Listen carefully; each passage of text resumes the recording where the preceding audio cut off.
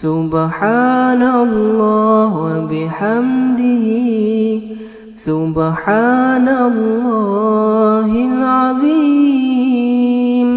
سبحان اللہ وبحمدہ سبحان اللہ العظیم نحمدہ و نصلی علی رسولہ الکریم اما بعد فاعوذ باللہ من الشیطان الرجیم بسم اللہ الرحمن الرحیم۔ آج کی اس مجلس میں ہم رسول اللہ صلی اللہ علیہ وسلم کی ان 10 وصیتوں کا ذکر کریں گے جو حضرت معاذ بن جبل رضی اللہ تعالیٰ عنہ کو رسول اللہ صلی اللہ علیہ وسلم نے فرمائیں۔ حضرت معاذ بن جبل رضی اللہ تعالیٰ عنہ کو تعینات کیا گیا یمن میں، اور رسول اللہ صلی اللہ علیہ وسلم ان کو الوداع کہنے کے لیے باہر کی طرف آئے۔ حضرت معاذ بن جبل رضی اللہ تعالیٰ عنہ پہ سواری پہ سوار تھے، رسول اللہ صلی اللہ علیہ وسلم ساتھ چل رہے تھے۔ معاذ بن جبل رضی اللہ تعالیٰ عنہ نے نیچے اترنے کی کوشش کی تو رسول اللہ صلی اللہ علیہ وسلم نے منع فرمایا۔ اس موقع پہ اللہ کے رسول صلی اللہ علیہ وسلم نے حضرت معاذ رضی اللہ تعالیٰ عنہ کو مختلف وصیتیں فرمائیں، مختلف ہدایات سے نوازا، جن کی فہرست طویل ہے، لیکن آج کی اس مجلس میں ہم ان میں سے صرف 10 باتوں کا تذکرہ کریں گے جن کا حکم اللہ کے رسول صلی اللہ علیہ وسلم نے حضرت معاذ بن جبل رضی اللہ تعالیٰ عنہ کو کیا۔ ان میں سے پہلی بات جو اللہ کے رسول صلی اللہ علیہ وسلم نے وصیت فرمائی وہ یہ کہ اللہ کے ساتھ کسی کو شریک نہ کرنا، اگرچہ اس جرم میں تم کو مار ڈالا جائے یا جلا دیا جائے۔ گویا کیسے ہی حالات ہوں، کیسی ہی صورتحال ہو، اس کے اندر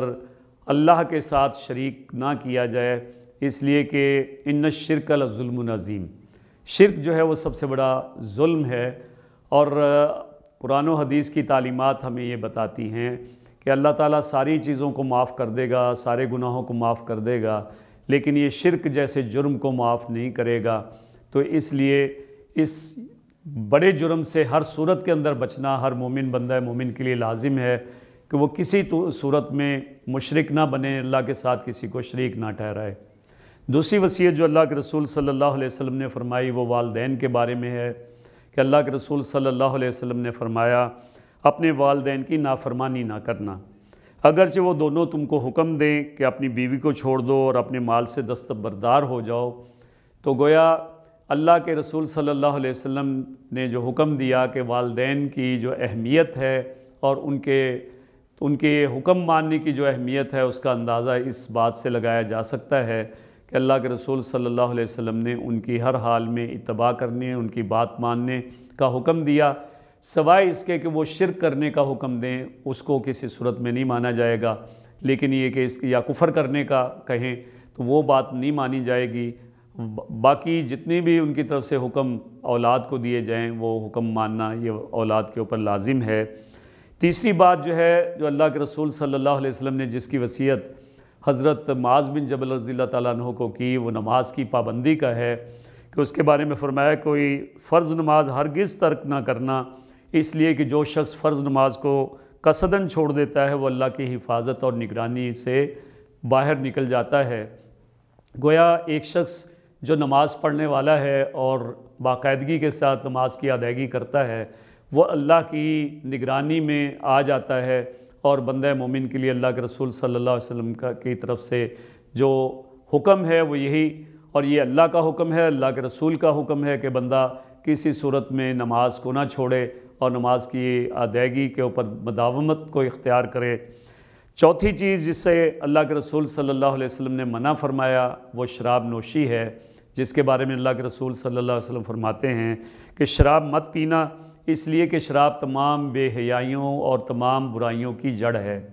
گویا یہ ایسا معاملہ ہے کہ جس میں ایک دفعہ بندہ داخل ہو جائے تو بے شمار برائیوں میں اور بدکاریوں میں اور برائیوں کا وہ شکار ہو جاتا ہے۔ اس لیے اللہ کے رسول صلی اللہ علیہ وسلم نے اس بات سے منع فرمایا کہ بندہ مومن جو ہے وہ شراب نوشی کرنے والا ہو۔ یہ وہ چیز ہے جس کے بارے میں قرآن و حدیث نے اس کی ممانعت فرمائی ہے۔ اللہ پاک کا حکم ہے انما الخمر والمیسر والانصاب والازلام رجس من عمل الشیطان فاجتنبوہ، کہ یہ شراب اور جوا اور یہ پانسے اور انصاب اور ازلام اللہ پاک نے ان سے کے بارے میں فرمایا کہ فاجتنبوہ، کہ ان سے بچو اور ان سے علیحدہ رہو۔ تو ان سے بچنے کا حکم اللہ پاک نے دیا ہے۔ اور اللہ کے رسول صلی اللہ علیہ وسلم کا یہ فرمان عظیم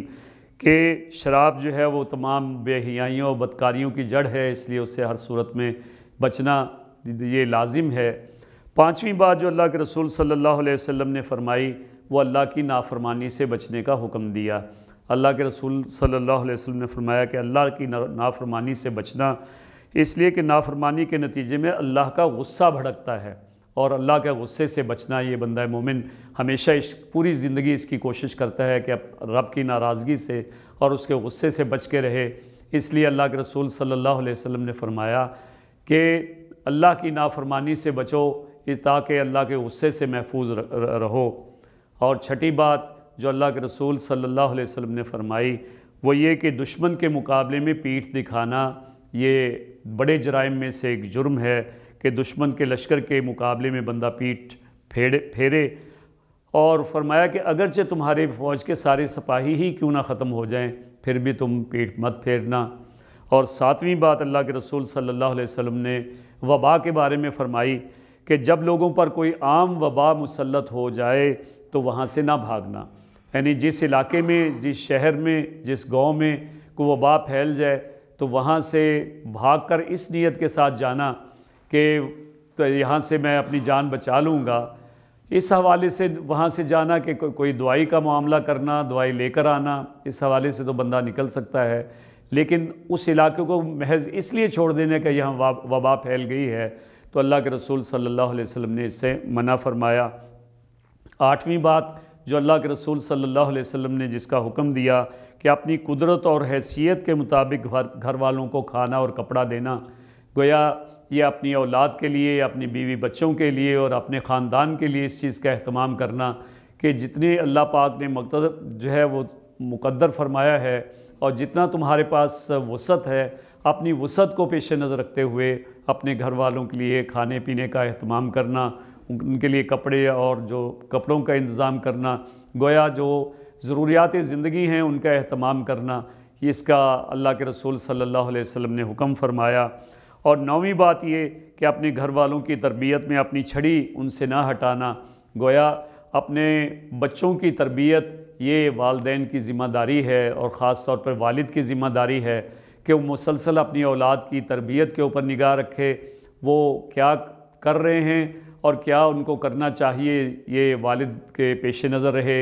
اور اس میں نماز کی پابندی کا کروانا اور اسی طرح سے روزہ اور دیگر احکام ان کے اوپر عمل کروانا، اور اس کے ساتھ ساتھ عملی زندگی میں قرآن و حدیث کی تعلیمات کی طرف توجہ دلاتے رہنا اور اس کے اوپر عمل پیرا کرنے کے لیے اپنی اولاد کی تربیت کے اوپر مسلسل توجہ دینا۔ تو گویا یہ حکم ہے اللہ کے رسول صلی اللہ علیہ وسلم کا، اور اس سے پہلو تہی کرنا یقیناً یہ اللہ اور اللہ کے رسول کے ہاں جو ہے وہ جرم ہے، اور اس سے ہر صورت میں بچنا چاہیے، اور اپنی اولاد کی تربیت کے اوپر خصوصی توجہ دینی چاہیے۔ اور یقیناً اگر ہم اپنی اولاد کی صحیح تربیت کریں گے تو وہ ہمارے لیے توشہ بن جائے گی، اور ہمارے مرنے کے بعد بھی ہمارے لیے دعا کرنے والی، اور ہمارے لیے وہ ایک صدقہ جاریہ بن جائے گی۔ لیکن اگر وہ برائیوں کی طرف مائل ہوگی اور برائیوں میں مبتلا ہوگی تو یقیناً وہ ہمارے لیے توشہ آخرت نہیں بلکہ ہمارے لیے خرابیوں کا باعث ہوگی۔ تو اس لیے اپنی اولاد کی تربیت کی طرف توجہ دینا۔ اور 10ویں بات یہ کہ اللہ کے حقوق کے ادا کرنے میں اپنے گھر والوں کو خائف رکھنا، گویا اپنے گھر والوں کی تربیت اس منہج کے اوپر کرنا کہ گھر والوں کو ہر وقت اس بات کی طرف توجہ دلائی جائے کہ وہ کام جو اللہ کی ناراضگی کا باعث بنتے ہیں ان کاموں سے بندہ خود بھی بچے، اپنی اولاد کو، اپنے والدین کو، اپنے گھر والوں کو جو ہے سب کو بچانے کا اہتمام کرے تاکہ اللہ کی ناراضگی سے بندہ خود بھی بچا رہے اور اس کے اہل خانہ بھی اس سے بچے رہیں۔ یقیناً یہ وہ ہدایات ہیں جن کے نتیجے میں رب کی رضا بھی حاصل ہوتی ہے اور اللہ کے رسول صلی اللہ علیہ وسلم کے فرامین کے اوپر عمل پیرا بھی ہوا جاتا ہے، اور یقیناً اس کے نتیجے میں اللہ اور اللہ کے رسول ہم سے راضی ہوں گے اور اللہ کی رضا جو ہے وہ ہمیں حاصل ہوگی، اور یقیناً ہم امید رکھیں گے کہ کل حوض کوثر پہ جب اللہ کے رسول صلی اللہ علیہ وسلم کے پاس ہم حاضر ہوں گے تو یقیناً آپ ہمیں دیکھ کر ہمیں خوش آمدید کہیں گے، اپنے حوض کوثر سے جو ہے وہ جام کوثر ہمیں پلائیں گے۔ تو یہ امید رکھتے ہوئے اللہ اور اللہ کے رسول کے احکام کو پوری طرح سے اپنی زندگی کے اندر ہم جاری و ساری کریں، اللہ تعالی ہمارا حامی و ناصر ہو اور ہم سے راضی ہو جائے۔ وآخر دعوانا الحمدللہ رب العالمین۔ اللہم صلی علی سیدنا محمد وعلی آلہ وصحبہ وسلم۔ اللہم صلی علی سیدنا محمد وعلی آلہ وصحبہ وسلم۔